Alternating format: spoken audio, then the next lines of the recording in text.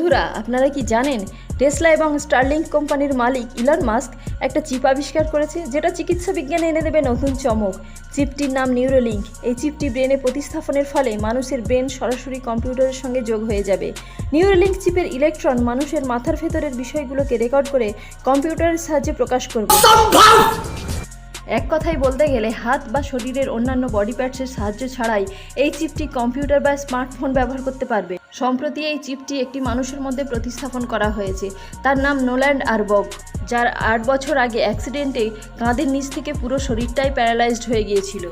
এই চিপটি তার মস্তিষ্কে প্রতিস্থাপনের ফলে সে এখন মাউস ছাড়াই কম্পিউটার চালনা করতে সক্ষম। মূলত এই চিপটি তৈরি করা হয়েছে প্যারালাইজড এবং অন্ধত্বের মতো জটিল নিউরোলজিক্যাল সমস্যার সমাধানের জন্য। তবে কিছু কিছু বৈজ্ঞানিকদের মতে নোল্যান্ড আরবগ কিছুদিন পর নিজের শরীরের সমস্ত কার্যক্ষমতাই হারিয়ে ফেলবে। বন্ধুরা, ভিডিওটি ভালো লাগলে ভিডিওটিকে একটি লাইক দিয়ে চ্যানেলটিকে সাবস্ক্রাইব করে দেবেন।